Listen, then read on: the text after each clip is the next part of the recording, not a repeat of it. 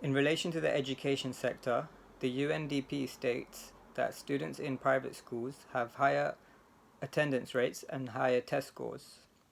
A problem may be that not everyone can afford private schools, but by having vouchers that are backed by public funding would defend the rights of parents to send their children to their preferred school of choice, which could be based on the quality of the school ethos, or a religious denomination.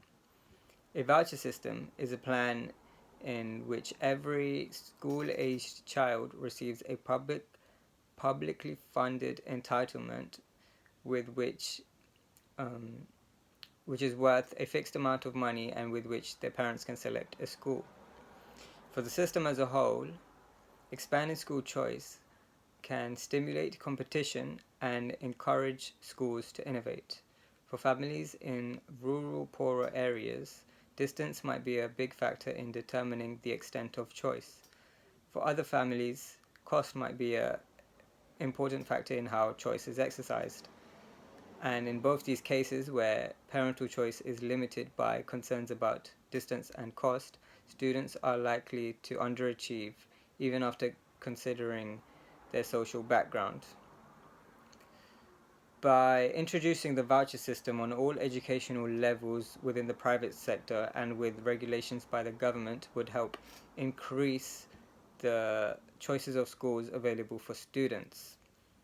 Also, a hybrid form of privatization in production processes and in decision-making systems empowers users such as parents and enterprises.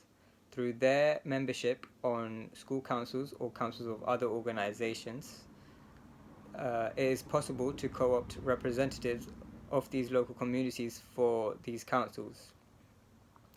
This type of hybrid privatization is implemented in Nordic countries. For them, privatization does not mean solely the transfer of property rights from the state to the individual, but also to collectives, whether they are cooperatives or just self-managing teams.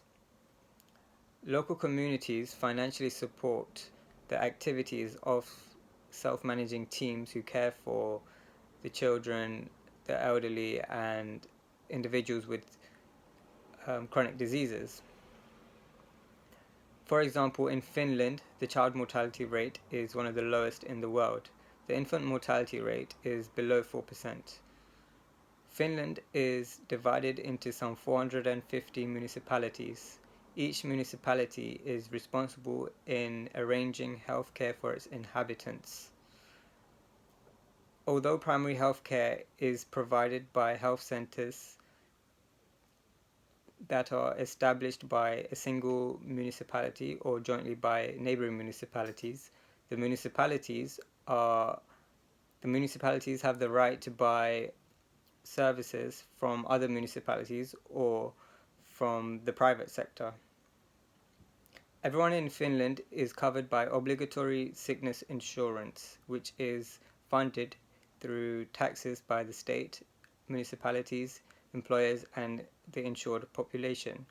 The sickness insurance scheme reimburses fees paid by patients to the private doctors, the cost of medicines prescribed, and costs and transportation costs arising from the treatment of illness. All licensed Finnish doctors are covered by the reimbursement system, which is administered through the social insurance institution. Such a system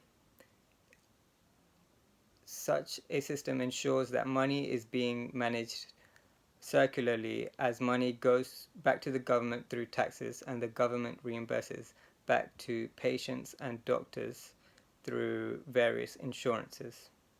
Thank you.